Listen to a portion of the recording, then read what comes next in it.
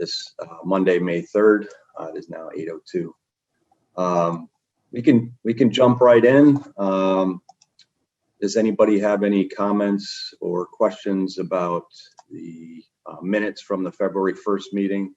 Unfortunately, I was not at that meeting, but if anybody does, we can talk about it now, or we can go ahead and move those be approved as written.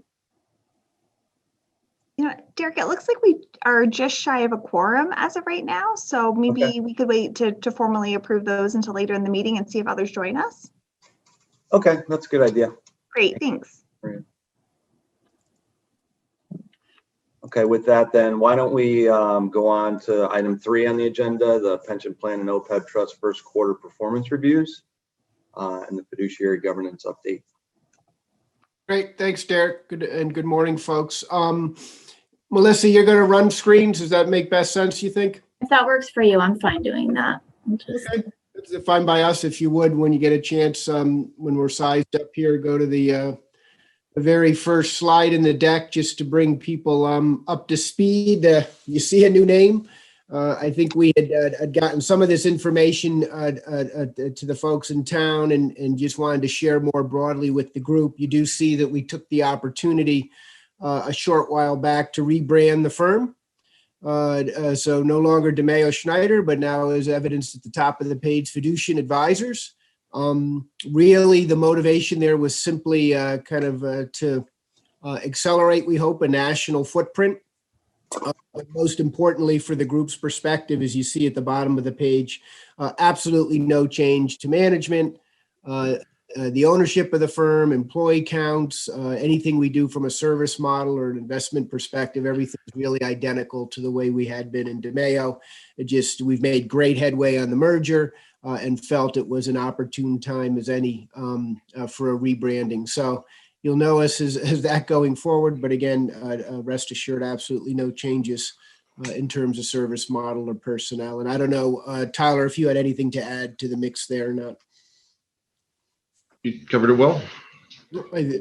Hopefully pretty straightforward for folks. And of course, always importantly, thanks again for the trust and confidence that you place in us. We work hard to earn it every day, as you well know. With that, if we could, Melissa, turn to the next page, maybe we'll just spend a couple of minutes on broader kind of themes in the markets and considerations, and then we'll dive into per Derek's directive, some of the detail on the plans and governance. But really just in terms of bigger picture themes and things that have been kind of working to really elevate investor sentiment and over the last several quarters. As you know, the ramp up since the onset of the pandemic has been pretty dramatic in terms of appetite for risk and capital market performance, as we'll see momentarily. There's been tons of stimulus, as you all well know, earmarked, as you see in the upper left-hand corner of the page, by another $2 trillion package, the American Rescue Plan Act that was just passed. We've also got potential infrastructure spend, and the American Families Act may be forthcoming. So as we all know, since the onset of the pandemic, the monetary and authorities and the folks in Washington have been pretty adamant that they'll pull out all the stops to try to keep the economy on somewhat of an even keel as it begins to repair itself. So really more of the same there. Upper right-hand corner, you see kind of the component parts to the most recent act, and a lot of that directed to individuals and the consumer, and that obviously has potential economic implications, right? Because 70% of the U.S. economy is consumer driven. So a lot of attention focused on that segment. If you will. Interest rates and inflation have ticked up a little bit in the new calendar year. Both of those have actually tampened down a bit in April, but through the end of the first quarter, we did see a little bit of a ramp up. You see that in the lower left-hand corner of the page, just in terms of some data points. The inflation concern or discussion is an interesting one. The Fed has obviously led kind of the thought there in terms of the market's reaction, in the sense that they've got a 2% target to inflation, as you know, is kind of a mantra. have indicated that they're going to be willing and able to let that number run north of 2% on the pricing levels if need be, because they're obviously very nervous about not crimping off the recovery until it gets a full head of steam. So we don't think inflation is expectation, or inflation rather, I should say, is problematic near term. It may trend a bit higher, but we think all things considered, it'll probably start to come back down to normal historic levels in the not too distant future. So something to be mindful of. And interest rates have been going up a little bit as well, as I mentioned, and in some ways for good reasons, right? And an expectation that the economy is starting to expand in more of a self-sustaining manner. And so to see rates tick up a little bit is not all that surprising, nor problematic, honestly, from our standpoint. And then in the lower right-hand corner of the page, just quickly there, the other thing under the hood that's gone on more recently is this idea we're getting a broadening pattern of capital market returns.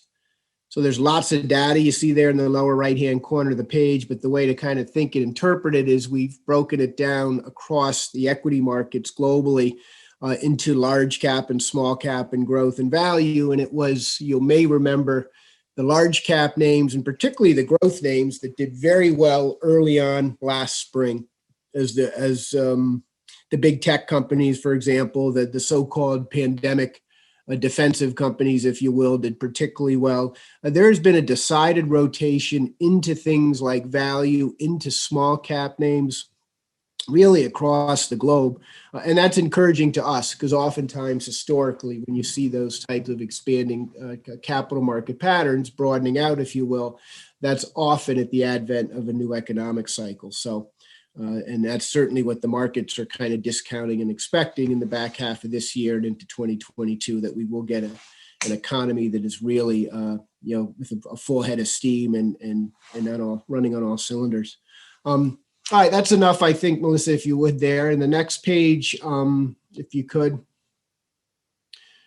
I think we hit on a lot of this. I think the only takeaway from this page I would offer up to the committee in the upper right-hand corner of the page, right? We obviously had a contraction in economic activity in calendar year 2020. And really, this is a Bloomberg survey, but all the forecasts that we've seen, whether they're from the World Bank or individual country economic authorities or whomever, are kind of indicating, as you see there, kind of the world re-ramping up and getting more consistent growth in 2021 and 2022. So just another data point on that front. If we could, on the next page, we'll get into a couple of these returns high level, but you do see there for the quarter kind of an interesting kind of takeaway. So bonds actually in the quarter had kind of a difficult run, as you see in the upper left-hand corner of the page, again, premised on those higher interest rates. But the equity markets, as you work your way down the column there, you see in the center of the page, actually fairly solid returns by and large across most segments of the markets. And really the most striking thing on this page, as you can see, if you turn your attention to the third column, in the one-year numbers, look at just the size of the equity returns over the last year. 56% for the S&P. Run on down the list there on all those numbers. Small cap stocks up in the 90% range. It would have been hard pressed to think right a year ago as we sat here that we would get this type of ramp up in equity prices. And again, it's a byproduct of all of that stimulus. It's a byproduct more recently, of course, of the gains in terms of the vaccination distribution. And again, this expectation that there's some light at the end of the tunnel. If we could, Melissa, skip to the next page, I think we've caught up on a lot of this. You see here just for the quarter in kind of a different format, some of the highlighted segments of the market. So you do see bonds in the left-hand side of this exhibit kind of generally down for the quarter, and then you see the ramp up for global equities and really noteworthy small cap US in the quarter doing particularly well, and then kind of with an expectation, right, that the economy is starting to stabilize and economic activities accelerating. Things like real assets and REITs and the like rebounded a bit as well. If we could, Melissa, go to the next page. The only takeaway I think on this page in the fixed income front in the upper left-hand corner of the page, and we've talked about it with the committee, I think, for several quarters running now, is just how low interest rates have been. You do see they've ticked up a bit higher more recently, but they still, by any historical perspective, right, are awfully darn low, even with the little bit of a ramp up we've had in rates. So just something of note there in terms of when we think about the portfolio and its return potential going forward. You'll remember last quarter we looked at capital market returns and ran some optimization work on your portfolios. And fixed income, we expect very modest total returns over the course of the next several years. Just something to be mindful of as we think through the portfolio. If we could skip, Melissa, to the next page on the equity front. This is an interesting chart in the upper left-hand corner of the page. Right? U.S. equities have done particularly well. You see that, or we know that, right? But then when you look at valuations, we're mindful, of course, that U.S. equities have done very well, and they're somewhat more expensive than their international counterparts as a result. No surprise there, right? So when you do those kind of basic full comparisons. Sure, Arthur. Question? No. Oh, okay. I'm sorry. So they are more expensive. So that's, again, just something to be mindful of. It fortifies in our minds, right? And I think the committee's always adopted this notion that, right, having that discipline around portfolio allocation and construction and kind of keeping meaningful allocation to international equities with this type of data on a go forward basis, right, is compelling and sensible, we think. You see in the upper right-hand corner of the page for the quarter, just the segments of the markets that work best. Remember earlier in the pandemic recovery, it was the tech names and some of those pandemic-resistant so-called sectors of the economy that did particularly well. But now you have seen, as we talked about, that rotation into more cyclical names as investors anyways anticipate this ramp up in economic activity. Those things like financials and industrials typically do very well early in the new cycle, and you've seen some of that over the last several months. If we could, Melissa, skip to the next page. I think the asset front, not a whole lot to take away here, right? Inflation expectations up a bit. That benefits commodities, as you would imagine, right? Again, with an expectation of accelerating growth. So broad segments of the real asset markets were up in the quarter. And REITs, as we mentioned earlier, had a pretty decent quarter as well. You see that on the right-hand side of the page with most major segments of the REIT markets advancing in the first quarter of the year. So that, I think, brings us through just the generic content. We'll transition here to a quick review of both the pension plans and the OPEB. Before we do so, let me pause for just a second. Any questions from the committee just generally on the economic backdrop or investing generically? No. Sounds like folks are okay. Great. I had a quick question just regarding the inflow of money into, you said smaller cap and growth stocks, and you said it's more indicative of kind of coming into a new cycle, but how much of it do you believe is potentially just looking for a drive for yield today? Because as you know, that just the number of negative interest rates across the globe, it just seems like pricing is getting a little bit rich. We see it kind of in the real estate world, whether it be pricing on lumber or other commodities, and then just as it pertains to equities, higher savings rates, people trying to find, again, yield and having to put it somewhere, preferably outside of bonds. How do you feel? How do you feel about valuations of equities today? Yeah, so that's Derek, an interesting and a good perspective, right? So valuations, I think across capital markets, we would deem are full. I don't think that they're outright expensive, right? We always frame the equity comparisons versus the interest rate environment and where we are in the earnings cycle. So rates are very low. right, which supports a little bit higher multiples. Moreover, if you've looked at earnings season, this particular reporting period, I think last count, something like 70% of companies have reported, and it's been a pretty robust earnings season, as you may all know, beyond analysts' expectation even. So it's been kind of a blowout quarter on the earnings front. So, I think investors are so emboldened by that. So, listen, capital market valuations are full, right? And I do think you need to be mindful of that. But we don't think that they're outlandishly expensive.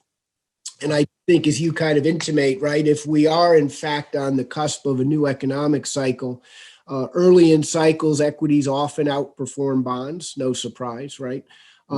I suspect we'll continue to see that as we transition into that new regime, if you will. So the short answer to your question is we're certainly mindful of valuations. They are full, but they're not outlandishly so if you kind of, piece together all the circumstances, I think. That makes sense. Appreciate that perspective. Yeah, thanks. So we'll take a quick look here at, if we could, so a couple of data points. If for the quarter, is a fee focus on the fiduciary front for the pension plans this quarter, as you see evidenced in the exhibit here. So if we skip Melissa through, we did catalog again, just as a default, a couple of default pages. We've got the summary from Milliman. Numbers you're all familiar with, nothing really for us to revisit or emphasize this morning, but just kind of a tallied again for the committee's edification here if needed. The plans, as we all know, are pretty well funded, and I think the work you've done on the return assumption front is kind of in line what we've seen elsewhere in the state for what it's worth. So the next couple of pages just have for each of the three plans that information cataloged. And again, I don't think there's anything actionable there. If we skip to the next page, Melissa, we'll just have a kind of a fee exhibit. So we do want to once a year, at least anyways, right, give the committee an accounting of the fees being borne to run the investment programs. So this is for the pension plans, and you'll see there, right, obviously the big lift comes in the form of fees paid to the investment managers. A little bit shy of half a percentage point there, as you see, about 49 basis points right in the center of the exhibit on a simple weighted basis based on how the portfolios are allocated today. And numbers that we think by and large compare fairly favorably with peer group data points when you kind of draw that comparison. So I think, as we'll see in a minute, as you know, we report net of the investment management fees, and we'll see kind of the fruits of those exercises, if you will, in a minute from the managers. But I think all things considered, the fees are reasonable and largely indicative of what we see elsewhere across our book anyways, in our municipal practice for plans that are allocated the way the town's plans are in terms of mixing active and passive investing in the mix of equities, more expensive, as you know, versus fixed income and the like. But I think in reasonably good working order. Kind of the other noteworthy fees, of course, right? The custodian fees for Wells Fargo, they run at about 2.5 basis points, as you see there. And then we've got our flat advisory fee of about $52,000 that covers all the work that we do. And no other fees beyond that, as you all know. And so I think arithmetically, if you put that all together, it runs at something like, if my math is correct, 58 basis points or thereabouts. And again, compares, we think, pretty competitively with what we see elsewhere when we do these type of analyses. So, kind of our statement, if you will, to the committee would be that we think that the portfolios are in pretty good working order and bearing reasonable expense, kind of all things considered. So really, again, nothing actionable, just information for the committee. So you've got it, and we'll catalog this again at least once a year, so you've got it in your meeting notes and work product.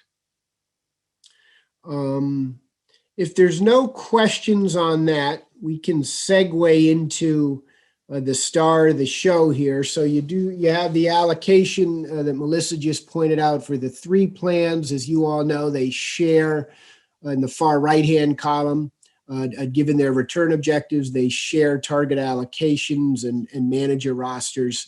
The little differentials you see manager to manager or category to category, or as you know, just a byproduct of cash flows and us working with Amy just on administering to liquidity and inflows and that kind of thing. So the fluctuations aren't all that significant. And the lineups we think are in pretty good working order. The one thing I point out to the committee, and we'll come back to this in just a minute, you'll remember Templeton Global Bond up on the top of the exhibit within fixed income, about a 2.5% target. We had trimmed that down. You'll remember from not too long ago, it was a larger portion of the fixed income. They do continue to struggle.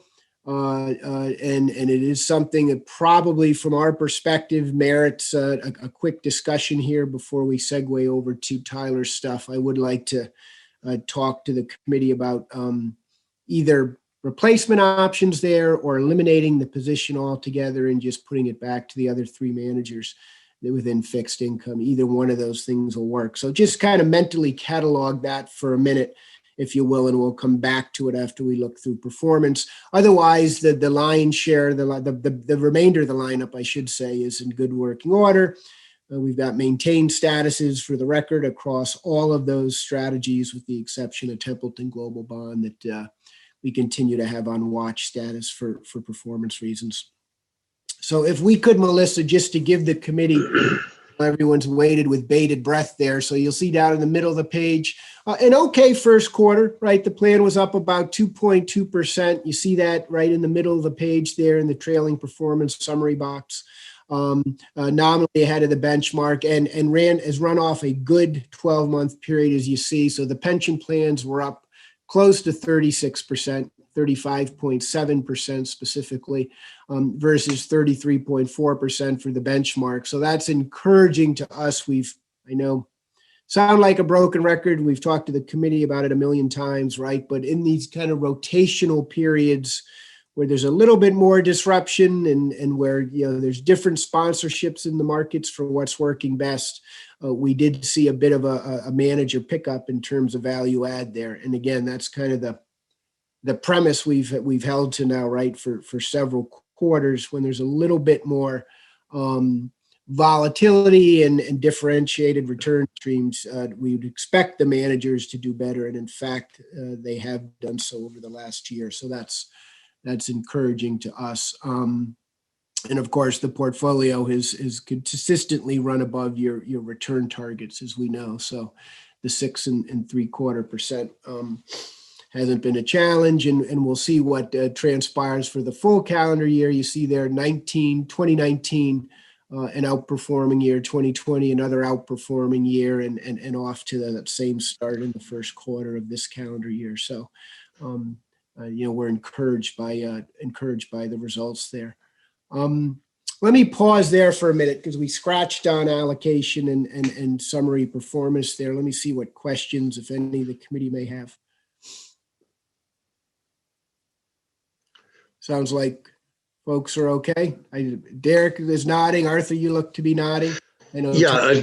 Does this transition have allocation implications for you?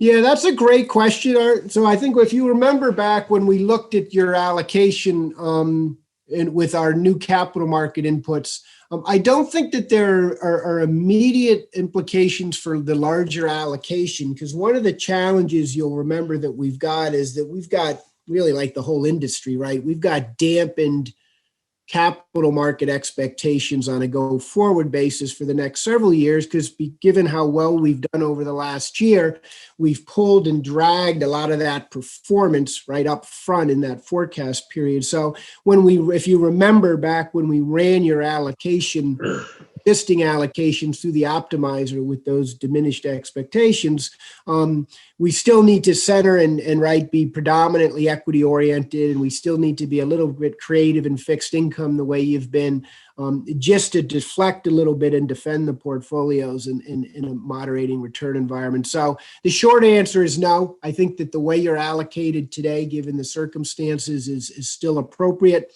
still about where we should be from the larger, equity versus fixed income perspective. And then moreover, under the hood, right, the type of managers that you've got in the program we continue to think are pretty complementary and work off one another pretty well, if you will. So short answer, no. I don't think that there are any immediate implications for allocation when you put that all together. It just strikes me that the performance has been good, but as you indicated, financials and energies and a couple of the others tend to lead the advance, and then small caps come up behind them. So it does seem like we're in a transition period, and it would just strike me as a layman that if we are in that transition and the different sectors have their very different values in the cycle of the transition, that a portfolio would adjust. The performance has been fine, but I don't understand why there would not be allocation changes made as that cycle continued to proceed. So great. It's good perspective, Art. And what I would say to you, if you go back, Melissa, to the exhibit a couple of pages back with the allocations and the manager roster there.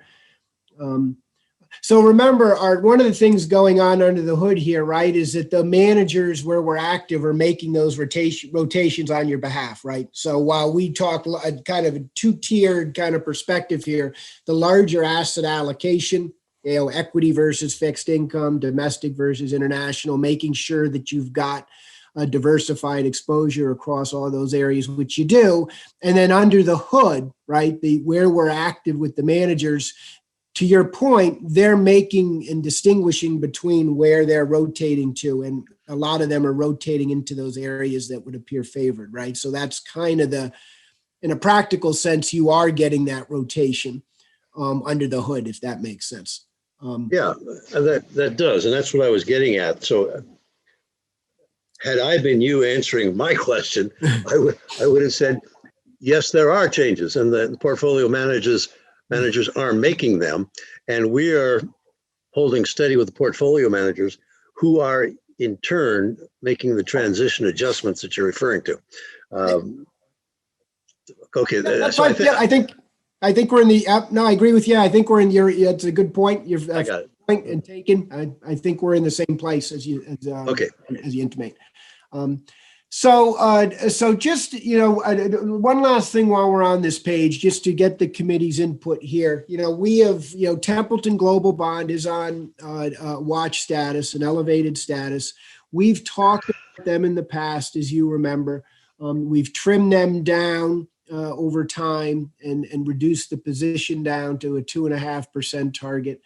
They have continued to struggle. I know a couple quarters ago, I believe the committee had asked for indexed alternatives to global bonds. Could that be a path we could take? There really aren't good, in our minds, true global bond index options out there that are worthwhile. Our indication here, our thought would be from an advice perspective would be either you stay active there with another manager, or you just eliminate the position altogether and you put the monies through to MetWest, Western, and BlackRock, and just move away from Templeton. So we did include collateral later in the book if there were appetite for an active manager.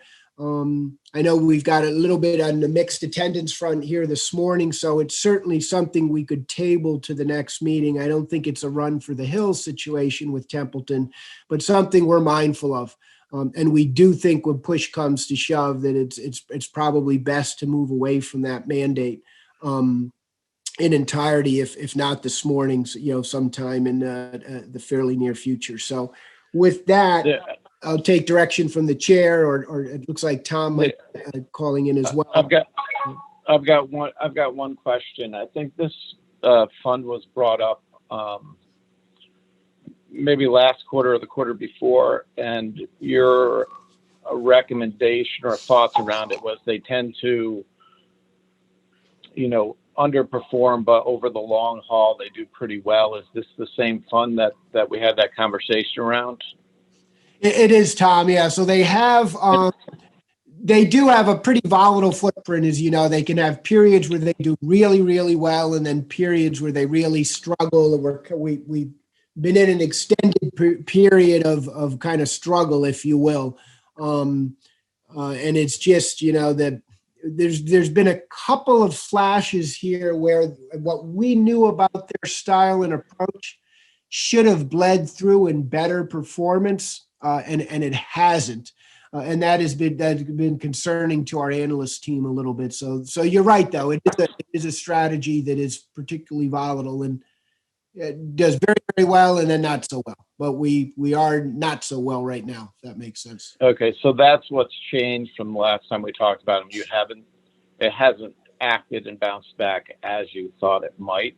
Is that correct? Correct. That's correct. Okay, thanks. Following up on Tom's question, you don't seem comfortable with it. Yeah, no, we don't, Art. I think, listen, our professional recommendation to the committee would be it is time to move away. We know that the committee, rightfully so, right, has been very conscious of fees and not incurring too much in the way of fees. Templeton is a not a wildly expensive strategy. It's kind of a middle of the road strategy in terms of global bonds. There's really two tacks to take here, as I mentioned, right? We could look at another higher conviction manager that does global bonds the way Templeton does. Or we could simply, quite frankly, take their allocation target and we could redistribute it across the other three anchor fixed income managers. I don't think either approach materially changes the footprint of the strategy or its return of the category, that segment of the portfolio, or its return potential going forward. And it might be just the more simplistic approach to take to eliminate Templeton and again, right, just redistribute those monies across the other three fixed income managers. That would be a perfectly suitable remedy from our standpoint. I understand what you're saying, but I think either one would work. What I'm not comfortable with saying we got four here. We're really not comfortable with Templeton. And so we either go to the other three or find a replacement. But I guess continuing on with something that our advisor says he is not comfortable with kind of leaves me a little wanting to know what the recommendation is for future action and what you need from us to be able to take it. Yeah, so the recommendation would be to eliminate Templeton, as you mentioned, and repurpose those monies over the other three managers. I'll defer, Derek, to you as acting chair in terms of next steps. But yeah, well, I mean, while I'd like the benefit of a broader group to opine on this, I think that it's a pretty simple decision. The only additional question I have is, would you have a recommendation for a replacement? And if not, then, it could be a two-step process such that we do reallocate and then you come back with another recommendation to break out into a different manager. So if the committee was adamant that they wanted to keep dedicated global bonds akin to what Templeton's done, there are candidate managers and that details included in your materials. I think in the interest of time, unless otherwise directed by the committee, will set that detail aside. To the chair's question, yes, there would be the preferred manager in the space is a Prudential strategy run out of the Newark, New Jersey complex for Prudential Global Investment Management, has a long-standing, very competitive global bond capability. Again, those details are elsewhere in the booklet. So if you were adamant that we keep dedicated global bonds, the recommendation would be Prudential. And that information is, again, we can look at it if you'd like, but I do want to be sensitive to agenda and time frames for the other discussions. So no, I appreciate that. Is how you want to proceed. So just as a point of order, either Maria or Melissa, what would be the next steps to get the group to recommend to Board of Finance, or how does that work? Right. That change, I think, went into effect maybe about a year and a half ago now, where this group would recommend the change to the Board of Finance, and then the Board of Finance would take the final action. Yeah, so I'd like to I'd like to move that we make that recommendation to reallocate to Metropolitan, Western, and BlackRock of the Templeton Global Bond allocation. I'll second that, Derek. Sean. Thanks, Sean.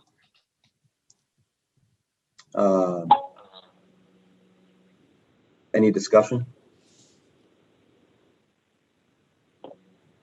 All those in favor of reallocation as Chris and the fiducian team has recommended, vote by acknowledging aye. Aye. Aye. All right. Any nays? Okay, great. Well, great. Thank you, folks. So we'll just forge ahead here, Melissa. I do want to obviously give sufficient time to Tyler for his analysis. So the last thing I had, it'll take 30 seconds. We do have, you see here on the page, that one, if you could go back just quickly. So there's the OPEB trust balances on March 31st. Pretty amazing, right? That the town's done yeoman's work here. $21.5 million of money set aside for OPEB trust liabilities is, certainly all things considered and versus many peer towns and communities, pretty outstanding. And you'll remember here the allocation structure is relatively straightforward, and we're doing all indexing still as the edict and desire for the committee. The only thing here that I would note that we'll probably work with Amy on, it looks like with the town and administration, we just look to do a simple rebalance here at some point in the immediate future, just to bring the portfolio back to targets. And not a bad problem to have, right? Kind of equities running at the expense of fixed income, which, as we know, has been a bit more acute in the new calendar year, given what interest rates have done. So I'm happy to take any thoughts or comments on that, but seems for us to be a pretty straightforward exercise and the discipline you've always had in the past. So not a departure from what we've always done there. It doesn't sound like that anyone has any concern on that front. If you skip Melissa to the next page, and then I promise I'll stop with my stuff just to give the committee the perspective, right? Really over the long haul, the portfolio, right, should, as you see there, gravitate to what the markets have done, which is in fact the case over the very long haul. The 1 year number up 35%. You see that down in the bottom there. A touch ahead of the benchmark. Again, that's just a byproduct of some of the the balances and whatnot, but nothing that's persistent or noteworthy. But annualizing just about where it should be, right? So in the last 10 years, 7.5% return, right in line with the markets, and done so at a reasonable cost. So pretty straightforward there. I'll pause and stop with that. And that's the last we had for the pension and the OPEB reviews. Great, thanks, Chris. That's Okay, great. a good update. The floor is yours, Tyler.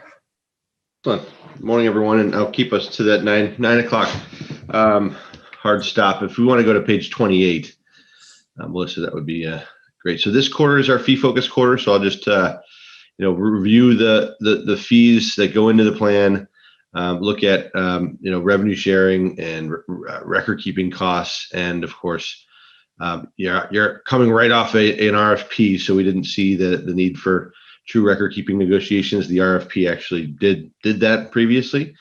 And to be candid, typically I would dread this meeting every year, given that the fees were fairly high associated with the Mass Mutual record kept plan and the guaranteed 4%. But if we look at the next page, I think this is a testament to all the work that the internal committee did and this committee did. But the fees now are fairly reasonable and below the average. So you can see, and a lot of the details in the bigger deck, but the Simsbury 457 plan is a total weighted cost of 0.54%. Out of that, not in addition to, but out of that 0.159 or 16 basis points or so goes to ICMA. which is actually now rebranding to Mission Square. Again, it's similar to us, purely rebranding exercise. To be honest, think it's a good move, but and I don't think many people actually knew what ICMRC stood for. So Mission Square, I think, is better suited for them. But they're taking 0.159 for all three plans: the 457, the Board of Ed, and the 401A. So we have our own proprietary benchmark. We use the 550 or so plans that are in our stable of defined contribution plans. You see the average there. We take two averages. One is, and they're both in the range of $1 to $20 million. But we look at plans that have active target date funds, because if you had passive target date funds, that does tend to skew the numbers a little bit. But we look at a benchmark that's both active and then just the entire benchmark. And you can see pretty much all of them, with the exception of the 401A, just based on allocation, is right in line or lower than the average. And about half the record keeping costs that we typically see. The average is around 30, 32 basis points, and you're at 16. So to put that in perspective, I pulled up last year's numbers, and the 457 plan was 1.25 all-in cost. So obviously, double of what you're currently paying. With that, 0.75% was going to MassMutual for record keeping cost.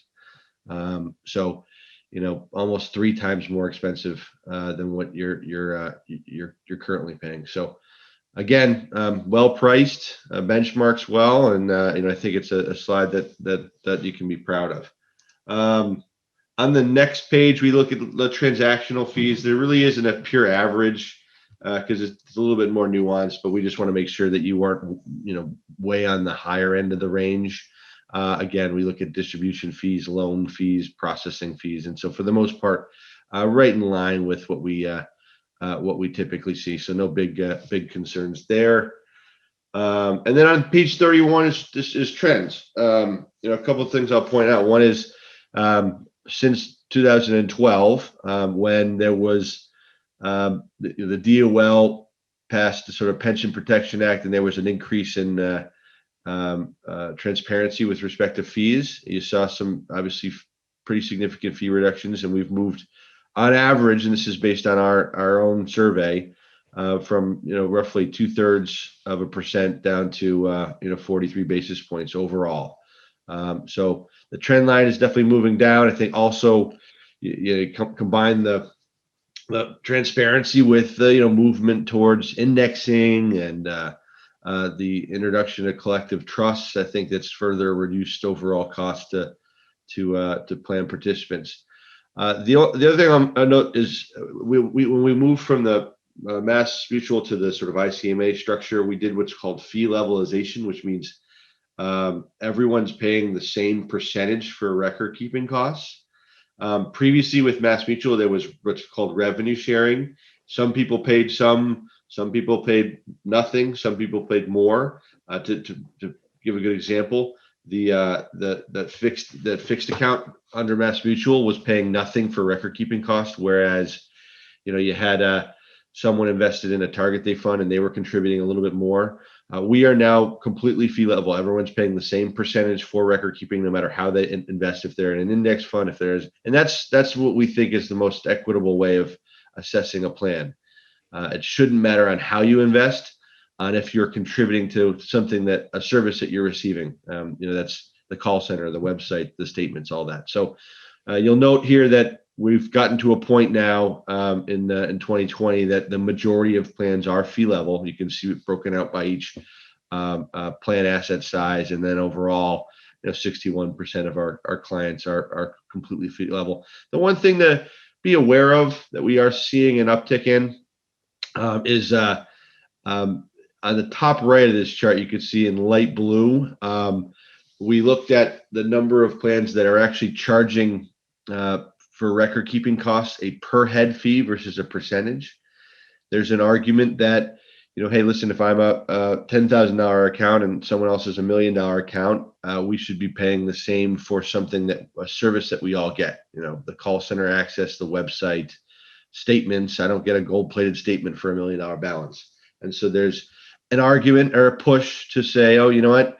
If ICMA needs $80, per person, everyone should just be paying $80 versus a percentage. You can see that the movement has been up pretty significantly in plans that do this, up from 2015 to 2020. The majority is still where you are right now. So we don't recommend any changes. I mean, the challenge here is the small balances, potentially the people who are making less and can't contribute as much are getting hit harder by a record keeping fee. So it sort of negatively impacts the smaller balances. But we can continue to have this dialogue every year, as the trend line shifts and maybe moves in the other direction where you have more people in the per head space. We can discuss that then, but I don't have any recommendations to change. Right now, you are right in line with, you're better than the average. You're in line with an asset-based fee record keeping costs, and you're completely level, which is, the majority of plans that we're seeing. So any questions on the fees? Perfect. If you want to move, Melissa, to page 33, we will show you the balances again. That's next page. Sorry. The 457 plan is close to about 14.5 million. Up to from around last year. I was looking at the same time last year numbers. It was at around 12. So obviously, contributions into the plan as well as performance has helped with that. The 401A, the town 401A plan is the next page, up from about 300 to 500,000. And then we also show the Board of Ed 401A plan, not to be mistaken with the 403B plan, which we don't manage, but the 401A is up similar from about 300 to about 550 from the same time last year. On page 36 is the performance of the target date funds. We use the T. Rowe Price institutional investment options, and as you can see, given their sort of slightly higher equity position and the fairly low cost that we have with them, very robust returns versus the index on that 1 year. A range from anywhere from 27% return to 60% return on the sort of longer dated funds.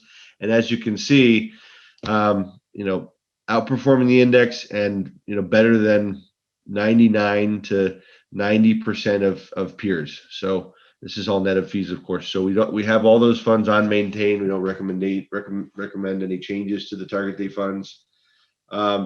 Page 38, some struggle performance on some of the core managers. The next page, sorry.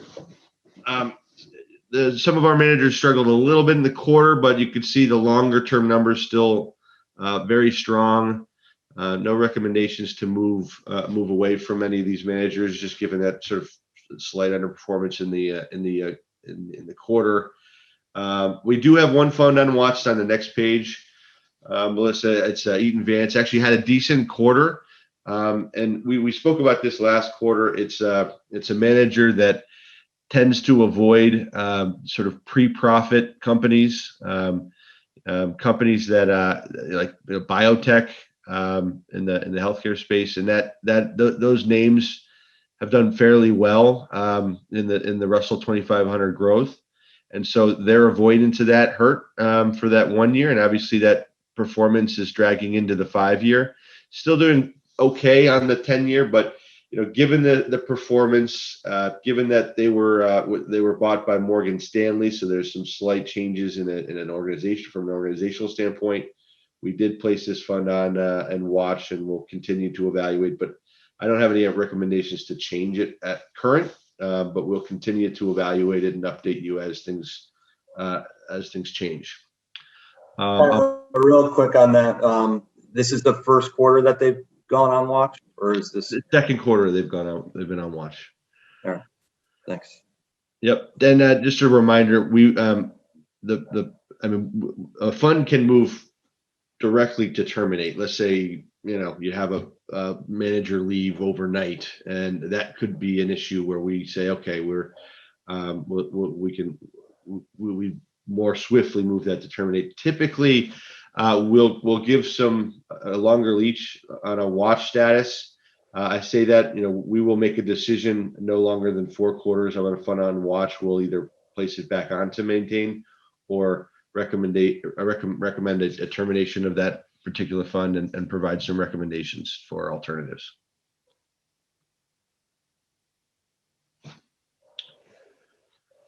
And that is, we go sort of the overseas funds, no big concerns there. So that's all I had. I know I wanted some room for the investment policy statement because I know that was included as well.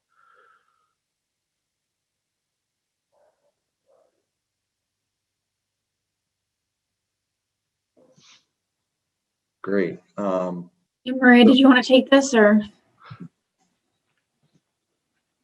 I know the last meeting we had talked about looking at the investment policy first, just putting it, since it hadn't been updated since 2014, just kind of putting it in our format, and also I think just some minor suggested edits to this.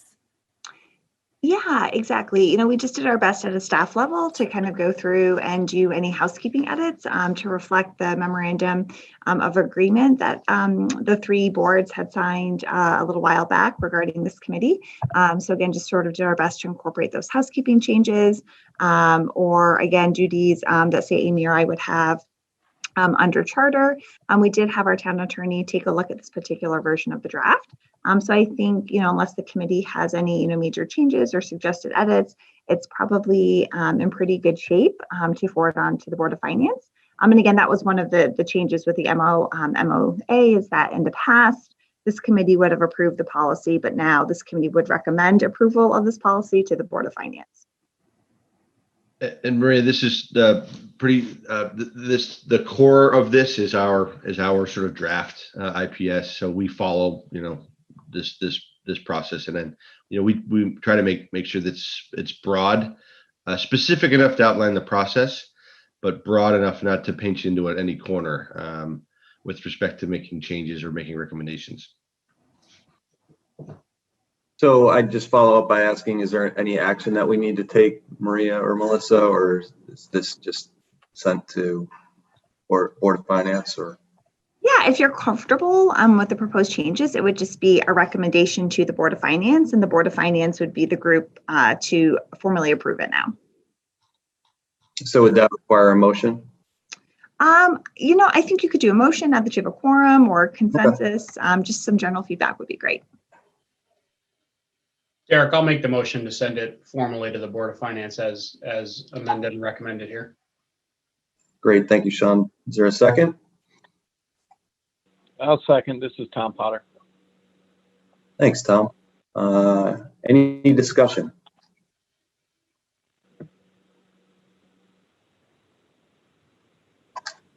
No discussion. Hearing none. Those in favor of sending the updated plan to the Board of Finance, communicate by saying aye. Aye. Aye. Any opposed? Very good. Motion passes. Thanks, Maria. Thank you, Melissa, for your work on this, and anyone else who had helped in the redraft. With that, I don't know if there's anything else on the agenda other than maybe going back and discussing minutes. If anybody has any comments on the minutes from the last meeting. Again, thank you, Chris and Tyler, for all the work that you do, and for your summaries today. That's always interesting commentary, and thank you to the group also for contributing. So any discussion on the minutes?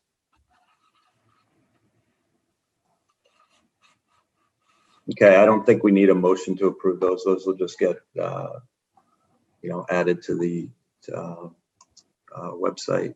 So any other discussion today, Melissa, Maria, Amy? If not, we can bring this meeting to a close and give everybody a whopping 3 minutes back. Do I hear a motion to adjourn? Oh, Very good. Second? Second. All right. All in favor? Aye. Have a great week, everybody. Thank you. Guys. Thank you. everyone. Bye.